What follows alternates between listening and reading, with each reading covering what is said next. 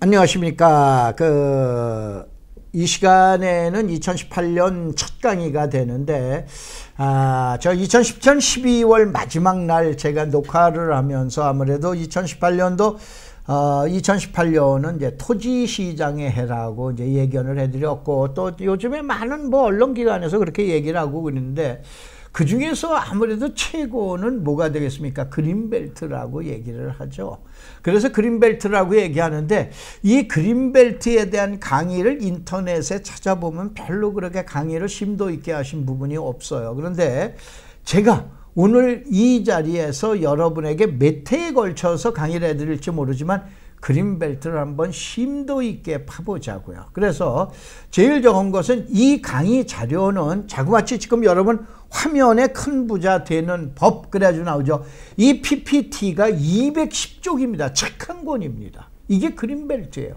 근데 그린벨트를 몇 분에 이렇게 해가지고 할 수 있는 얘기는 아니죠. 그런데 이 내용은 제가 있었던 숭실사이버대학에서 신입생들에게 자, 그린벨트가 뭐다라고 그러는 것, 또 그 다음에 우리 숭실사이버대학에 입학하시는 사업 설명회, 입학 설명회 때 이걸 가지고 나가서 제가 동작구청에서 강의한 내용입니다. 그렇기 때문에 여기는 그대로 제가 없애버리질 않았어요. 그래서 여기 봐보면은 제1조 목적 그래가지고 이제 법이 이렇게 나와 있죠. 이 법은 숭실사이버대학 부동산학과에 입학하여 여자는 복부인 남자는 복돌이가 됨을 목적으로 한다. 그래서 제가 우스갯소리를 이렇게 넣어봤어요. 그 다음에 제2조 저희 숭실사이버대학을 입학하시려면 무조건 고등학교만 졸업하시면 됩니다.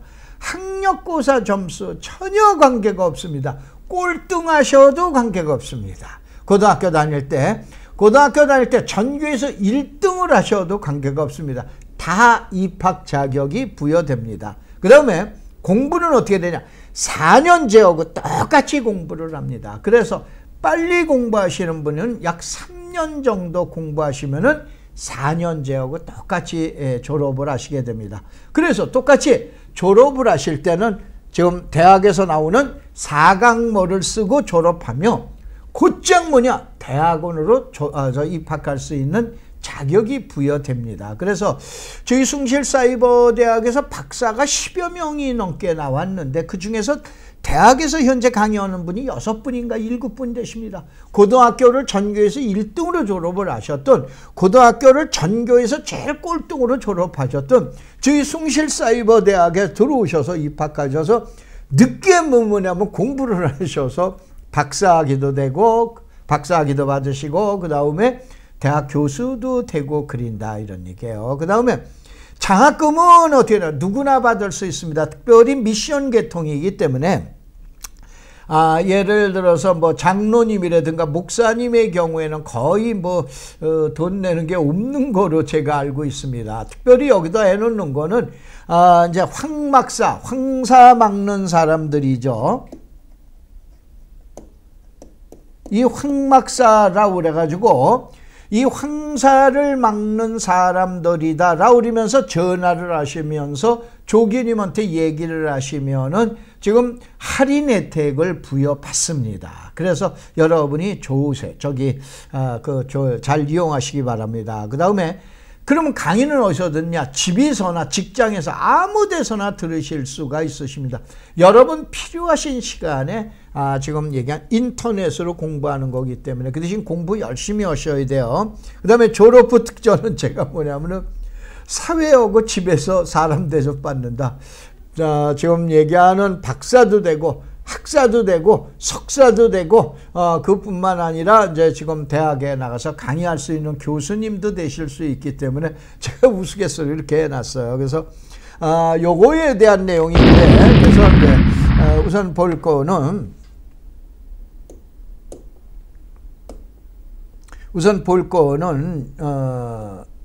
708-7826입니다. 708-7826을 해서 이시연 조교님한테 전화를 하세요. 참 아주 자상하게 잘 받을 겁니다. 그래서 황막사 회원입니다 라고 그래놓고 그 다음에 이제 지금 교육 특전이 뭐가 있습니까 라고 그래가지고 물어보시면은 자세하게 가르쳐 드릴 겁니다. 지금 말씀드린 대로 이 자료는 그린벨트에 대한 이 자료는 제가 이제 숭실사이버대학에서 교수로 재직 시절에 이제 부동산학과에 입학하는 입학생들을 위해서 강의했던 그런 내용입니다. 자, 그린벨트. 그러면 뭐냐면은 지금서부터 그린벨트를 시장 논리로 보면은 돈이 보인다 이거야. 쩐이 보인다. 그린벨트를 시장 논리로 보면은 돈이 보인다. 그런데 제일 먼저 그린벨트라는 건 이와 같이 심도 있게 강의한 자료는 또 처음으로 제가 알고 있습니다. 그래서 여러분들, 시청자 여러분이 이 방송을 보시는 분은 그린벨트를 아주 심도 있게 분석을 하시고, 특별히 부동산 산업에 종사하시는 공인중개사, 중개업을 경영하시는 공인중개사 분들께서는 이 내용을 유심히 또 보셔야 될 것 같습니다. 우선 그린벨트 탄생, 다른 건 다 필요 없어요. 사실은 그린벨트에 대해서 무분별한 도시의 확산 현상, 스프롤 현상을 방지하고 대도시에 대한 외곽 환경을 보호하고 그러는데 사실은 국방 전략입니다. 이거는 보통 얘기들은 안 해요. 국방전 1968년도 그 유명한 김신조의 31명이 대통령을 죽이겠다고 청와대까지 습격을 합니다. 이게 뭐 역사상 이게 뭐 나라끼리는 말도 안 되는 얘기예요. 그래서 1968년도에 일개 대통령을 죽이겠다고 지금 특공대를 갖다가 내려보내는 이러한 도당들이 있는데, 이거에 의해서 야, 이건 문제가 있구나. 이때 이제 대도시에 대한 외곽이나 도시 확산이 일어날 때 안 되겠구나. 그래서 방어적인 측면, 국방 전략인 측면에서 탄생한 것이 지금 얘기하는 그린벨트입니다. 이거는 다른 사람이 뭐라고 그러더라도 정확하게 이 내용을 알아두시면 됩니다. 그러다가 보니까 어떻게 해라, 도청 소재지. 수도권은 서울, 인천, 경기도 전체를 갖다 수도권 하나로 놓고, 그 다음에 도청 소재지 청주라든가 대전이라든가 또 아니면은 제주라든가 뭐 또 지금 얘기한 전주라든가 이러한 지역으로 해서 전국의 14군데에 들어갔는데, 도청 소재지가 아닌 지역 중에 들어간 게 유명한 진주하고 창원, 마산, 진해입니다. 여기는 왜냐하면은 그 진주에는 항공에 관련된 단지가 있었고, 창원에는 지금 국방에 관한 단지가 있기 때문에 국방으로부터 보호하기 위해서, 시설 보호하기 위해서 그린벨트가 탄생이 됐다, 이렇게 보시면 돼요. 그래서 처음에 지정을 할 때는 1971년도 지금 얘기한 대로 1968년도에 김신조가 넘어오고 나서, 이때에 여러분들 잘 이제 공부하실 분들은 저걸 해보세요. 과거에 우리나라는 도시계획법만 있었어요. 그래서 도시계획법은 어느 지역에 적용을 됐냐? 도시지역에만 적용이 됐어요. 근데 1970년도에 지금 68년 김신조 사건이 나고 난 2년 후에 야, 안 되겠다. 도시지역이 아닌 비도시 지역에다 법을 만들어야 되겠다. 그래서 이때 탄생된 게 국토이용관리법이라고 그러는 거예요. 그래서 제가 강의할 때 늘상 얘기하죠. 도시지역은 도시계획법, 비도시지역, 농촌지역은 국토이용관리법, 이렇게 해가지고 얘기를 해드리죠. 그래서 옛날에 도시계획 확인원, 국토이용계획 확인원 이렇게 해가지고 두 개의 증서를 발급받았어요. 내가 갖고 있는 땅, 조사하고자 하는 땅이 비도시에 있으면 국토이용계획 확인원, 도시지역에 있으면은 도시계획 확인원을 발급을 받았었던 거예요. 그래서 이렇게 해서 진행되어 오다가 1970년도에 국토이용관리법이 되면서 1971년도 7월 30날 처음 지정을 했는데, 바로 뭐냐? 법을 만들 수가 없으니까 도시계획법으로 들어간 거예요. 알으셨어요? 그린벨트가 그래서 도시계획법에 1971년도에 21조가 규정이 되면서 이때 제정이 된 겁니다. 알으셨어요? 그렇게 놓고 이때는 뭐냐면 5.4%, 전 국토의 5%가 되고 14개의 그린벨트 지역이 있는데 김대중 대통령 때 그린벨트에 대한 문제를 다시 검토해서 14개의 절반인 7개 지역으로 그린벨트가 축소가 된 거예요. 그래서 그린벨트는 제일 먼저, 자, 시청자 여러분들, 전국에서 이 방송을 보시기 때문에 수도권, 경기도, 인천광역시, 서울특별시, 수도권 하나에다가 광역시만 세면 돼요. 대전광역시, 대구광역시, 울산광역시, 부산광역시, 광주광역시, 그 다음에 광역시가 6개인데 한 군데가 광역시가 아닌 데가 있어요. 창원시, 마산, 창원, 진해라 우리는, 마창진이라 우리는 창원시. 그래서 7개만 그린벨트를 놔두고 나머지는 전부 해제해버리는 거예요. 아시겠죠? 이렇게 보시면 돼요. 그래서 자, 그린벨트를 이제 어떻게 시장 논리로 이해하면 되는가, 이걸 보셔야 돼요. 국토제도의 특징이 있어요. 소위 말해서 보통 얘기하는 공법에 대해서는 참 많은 분들이 잘못 이용하고 계시는데, 이 공법에는 두 가지가 있어요. 조장과 규제예요. 해 조장이에요. 하지마 규제예요. 알으셨어요? 두 가지 중에 하나를 선택하는 거예요. 법이라 우리는 거는. 그런데 국토제도의 특징 중에서 규제가 강하면은 불법이 나타나고 규제가 약하면은 난개발이 나요. 무슨 얘기냐? 자, 옛날에 준농림 지역이라고 기억하시죠? 준농림 지역은 조장이야. 이거 말고는 나머지는 다 해먹어 라고 우리는 조장행위입니다. 그러니까 그린벨트네. 준농림 지역에서 공장을 못 져요. 아파트를 못 져요. 아니면 유원지를 못 해요.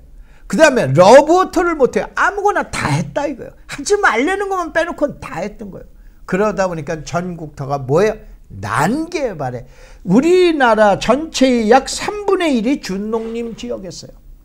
그러다 보니까 전 국토의 정확하게 하면 27%입니다. 이렇게 되다 보니까 어떠한 문제가 발생하냐? 국토가 3분의 1이 난개발에 신음하는 거예요. 그래서 준농림 지역 제도를 폐지하고 관리지역 제도로 가게 되죠. 그런데 이렇게 보셔야 돼요. 이와 같이 규제가 약하면 난개발이다. 그런데 규제가 강한 것 중에 또 제일 대표적인 게 그린벨트예요. 공원보다도 더 강한 게 그린벨트예요. 그린벨트는 규제가 강해요. 규제가 강하면 뭐가 나오냐? 불법이 나오게 되는 거예요. 그래서 이렇게 보셔야 돼요. 규제가 강한 지역에서는 불법이 난무하는 거예요. 왜 그러냐? 잘하면 한건 할 수 있기 때문에. 그 다음에 규제가 약하고 어떻게 됩니까? 조장하는 지역에서는 난개발이 나는 거예요. 그게 국토제도의 이게 두 가지 특색이라고 이제 보시면 되세요. 자, 그 다음에 다시 한번, 이것이 210쪽 정도 되는데 이 자료를 차근차근 해서 다 설명을 할 거는 아니지만은 여러분이 이번 기회에 그린벨트가 도대체 뭔지 제대로 강의한 내용이 없기 때문에 저희 숭실사이버대학에서 입학 설명회 때 사용했던 자료를 가지고 여러분들 설명드려요. 자, 그러면 대한민국 그린벨트의 현주소 개발 제한 구역이란, 개발을 제한하는 구역이라고 그랬어요. 자, 여기에서 제가 늘상 얘기했죠. 지역이라는 용어가 나오면 뭐다? 땅이다. 지구라 우리는 용어가 나오면 이건 뭐다? 건물이다. 구역이라는 용어가 나오면 뭐다? 이건 행위를 제한하는 거예요. 하지 마. 이게 구역이에요. 여러분, 군사시설 보호구역 하지 마. 농업구역 하지 마. 자연환경 자연보전권역이라고 나오지만은 이제 여기에다가 또 수산자원 보호구역이 있어요. 하지 마 이거예요. 개발 제한 구역 하지 마. 뭐를 하지 마? 개발을 하지 마라. 그게 개발 제한 구역이에요. 알겠어요? 이 구역자라 우리는 거는 바로 뭐냐면은 하지 말라라고 우리는 국토정책이라고 보시면 돼요. 그래서 자, 그린벨트는 환경 보존이나 환경을 보존하고 그 다음에 국방에 대한 국방에 대한 책무를 이행하고, 그 다음에 미래 토지를 갖다 보호하기 위한 여러 가지 사회적 순기능도 있지만 토지 소유자에게 너무 가혹한 제약을 가하는 거예요. 그래서 어떤 사람이 바로 뭐냐, 저보다도 똑똑한 사람이 1989년도에 지금 얘기하는 90소송을 제기해 놨는데, 이것이 1998년도 12월 24일 크리스마스 이브날 바로 대법에서 위헌 판결을 받았습니다. 뭐냐?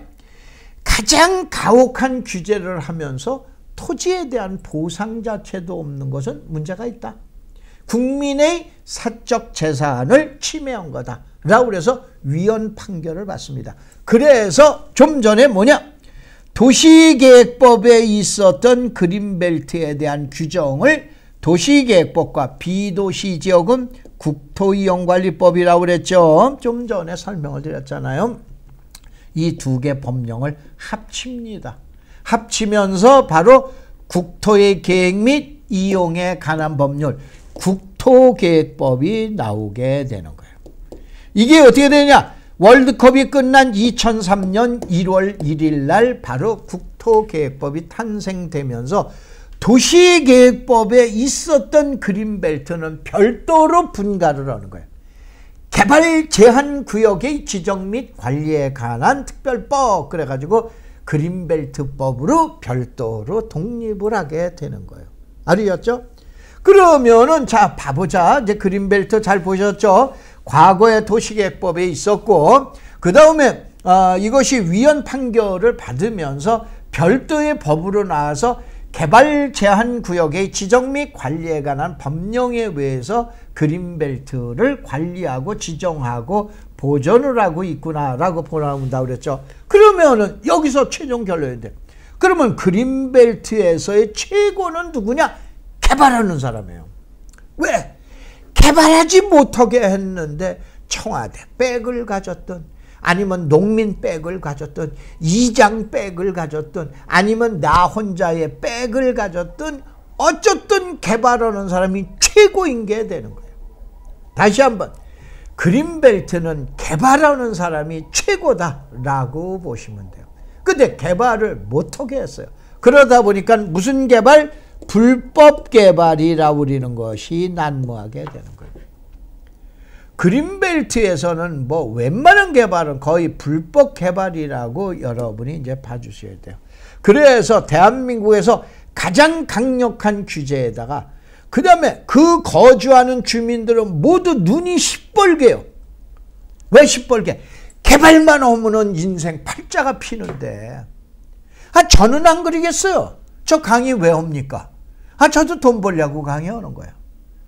그러면 바로 이거예요.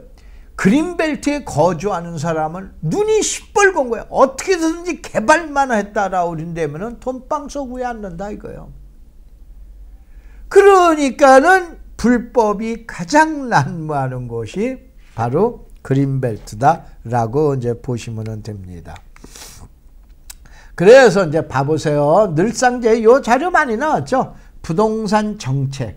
제가 이제 대학에서 강의했던 내용이 국토정책론, 토지개발론 이렇게 했죠. 그래서 건물의 주인은 누구냐? 개인이다.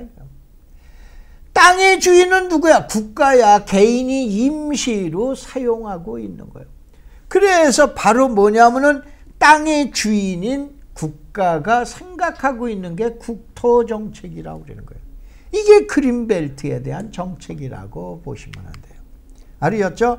그래서 그린벨트에서는 땅 주인 국가가 지 맘대로 어떻게 하고 있다라고 그러기 때문에 그린벨트에서는 가장 신경을 써야 되는 건 광역도시계획, 나중에 이제 설명을 드리겠지만은 그린벨트를 어떻게 해제를 하고 그린벨트에서 어떠한 행위를 할 수 있고 라우린 걸 보셔야 돼요. 그런데 여기서 자 시청자 여러분들, 지금도 제 강의를 듣는 분 중에 10명 중에서 9명은 무슨 생각을 하냐? 그린벨트 투자 그러면 땅 투자를 생각하고 계세요. 이거 엄청 잘못된 겁니다. 그린벨트 투자는 땅에 대한 투자가 있고 그 다음에 몸뚱이라고 그랬어요. 제가 몸뚱이. 사람 몸에 대한 투자가 있고 두 개가 있어요. 그린벨트에서 땅을 해제할 때 그린벨트 보통 해제한다라고 그러죠. 그래서 여러분들 맨날 10명 중에 9명은 그 생각하고 계시잖아요. 그런데 그린벨트 해제라고 그러는 것은 땅에 대한 해제만 있는 것이 아니고 이번에 우리가 이쪽에 그린벨트를 좀 푸는데 니네들 어떻게 생각하냐? 그러면 우리는 꽁꽁 묶어놓고 땅만 풀어. 가만히 있겠어? 그러니까 난리가 나는 거예요. 그래서 알았어. 밧줄이 10개냐? 2개 풀어줄게. 그럼 밧줄이 8개뿐이 안 돼, 규제가. 그 다음에 또 풀어? 그럼 또 해제해 줄게. 그래서 옛날보다도 많이 완화되는데 제일 대표적인 거. 혹시 여러분들 그린벨트 이제 아주 쉬운 거 하나 설명을 할게요. 도로가 있어요. 요 농경지 있죠. 농지가 있어. 농지가 있는데 이 농지를 지나갈 때 봐보면은 여기에 옛날에 그린벨트에는 아무것도 없어요. 지금은 뭐 합니까? 여기에다가 무슨 화원 그래가지고 비닐하우스에다가 분재 또 꽃 이런 것들을 많이 팔고 그러죠. 그린벨트에서는 상호 농지간에 뭐냐면 답을 논을 밭으로 바꾸는 것도 불허합니다. 개발 제한 구역이기 때문에 그린벨트가 아닌 지역에서는 참 쉬워요. 그런데 그린벨트에서는 논을 밭으로 바꾸는 것도 금지시켜놨어요. 그래서 여기서 안 됐던 거예요. 근데 그린벨트를 풀면서 그래? 야 니네들 그거 해먹어. 그러다 보니까 어느 날 그린벨트 도로변의 그린벨트에서 뭐 무슨 화원이 많이 나타나죠. 그 다음에 옛날에 또 봐보자고요. 그린벨트 다니다가 보면 음식점 없었어요. 그린벨트. 그런데 1991년입니다. 91년도서부터 이게 문제가 생기는 거예요. 그래서 이제 어떻게 되냐. 메토에 음식점 하나를 내주고 이러다가 보니까는 한번 살인사건이 한번 났습니다. 왜 그러냐. 이장이 자기 동생은 그 허가를 내준 거예요. 그린벨트 내 음식점 오면 엄청 잘 됐걸랑. 대박이 났걸랑. 그리고 다른 사람 안 해준 거예요. 앙심을 묻고 결국은 살인사건이 나오게 됩니다. 그래서 안 되겠다. 그린벨트 내에 거주하고 있는 지정전 거주자, 이게 원주민 용어입니다. 지정전 거주자가 원주민이거나 아니면 그린벨트에서 5년 이상 거주한 사람은 음식점을 할 수 있다라고 그런 걸 해주다 보니까 웬만한 그린벨트에 가면 요즘 다 음식점 하네요. 무슨 얘기냐? 그린벨트를 공부하실 때는 땅이 해제되는 것만 공부하시지 마시고 지금부터 무엇을 또 공부하냐? 행위가, 몸뚱이가 무엇을 할 수 있어요. 옛날에는 밧줄로 100번이 묶여 있었는데 10개가 풀리고 10개 풀리고 10개 풀리고 그린다 이거예요. 이거 가지고 대박 아니에요. 그래서 이건 뭐 지금 개발 제한구역 그린벨트에 사시는 분 그럼 우리는 다 알고 있어 그러면서 그리실 텐데 일반 국민들이 모르고 계세요. 그래서 요 내용을 갖다가 설명을 드려놨습니다. 자, 그래 놓고, 자, 다음에는 뭐냐. 부동산의 정책 출발은 이것서부터, 이건 또 뭔가라 그러면은, 하늘은 7개가 있고, 건물은 이런 게 있고, 땅은 이런 게 있다라 그러면 넘어가고, 그 다음에 그린벨트 일편단심 한 곳에 그랬는데, 요거만 놓고 적어라고, 그 다음에 다음번 시간에 뵙도록 하겠습니다. 고향은, 그린벨트의 고향이에요. 도시지역. 아까 얘기했죠? 도시계획법에. 그 다음에 도시지역이다가 보니까 주거지역, 상업지역, 공업지역, 녹지지역 아니에요. 이게 녹지지역으로 보낼 수밖에 없어요. 녹지지역에 자연녹지, 생산녹지, 보존녹지인데 보존녹지를 지정하는 것만 해도 다행히 자연녹지예요. 그래서 이렇게 보시면 돼. 그린벨트는 무조건이에요. 무조건. 도시지역의 자연녹지구나 라고 생각하시면 돼요. 아시겠죠? 그래서 그린벨트 토지이용계획 확인서를 발급을 받으시면은 도시지역의 자연녹지 그 다음에 뭐가 나와요? 개발 제한 구역이구나. 그린벨트구나. 라고 보시라고요. 그러면은 자, 고향은 그대로 놔두고 그대로 그린벨트 있으면서 소규모의 집단 취락지구로 바뀌는 경우가 있어요. 이게 바로 뭐냐면은 여기에 있는 땅이 그린벨트가 이렇게 고향은 그린벨트를 그냥 놔둔 데에다가 소규모의 집단 취락지구로 바뀌는 경우가 있다 이런 얘기예요. 그 다음에 이게 바로 뭐냐면 다시 한번 이걸 시청자 여러분들이 그린벨트는 그린벨트인데 요것이 집단 취락지구 마을만 지금 얘기하는 개발을 할 수 있게끔 하기 때문에 요게 소규모 집단 취락지구예요. 그래서 여러분이 토지 이용계획 확인서를 발급을 받아 보시면은 뭐가 나오냐면은 일종 일반 주거 지역 그래 놓고 개발 제한 구역이라고 나오는 경우가 있어요. 또 지금 얘기한 집단 취락지구 그러면서 개발 제한 구역이라고 나온 거예요. 그래서 이건 뭐야? 고향은 그대로야. 어디?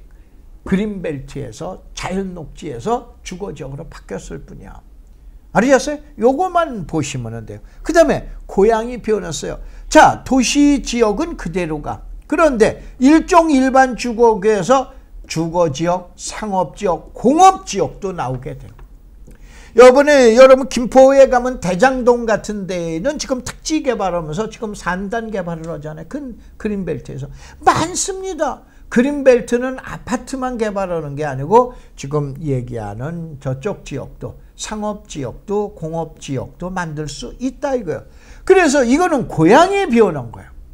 그래서 최종 결론 다시 한번 그린벨트는 그린벨트 그냥 놔둔 상태에서 개발할 수 있는 그런 이게 소규모 집단 취락지구 아니면은 고향이 변했어 완전히 상전벽해가 되는 변해가지고 주거지역 개발 제한구역 자연녹지에서 주거지역 상업지역 공업지역으로 변경이 된 두 가지 사례가 땅이 있다 이런 얘기예요. 이 시간에는 지금 봐보니까 벌써 27분인데 이 시간에는 개발 제한 구역에 대해서 첫 스타트로 2018년 첫 스타트로 여러분에게 설명을 드렸습니다. 고맙습니다. 감사합니다.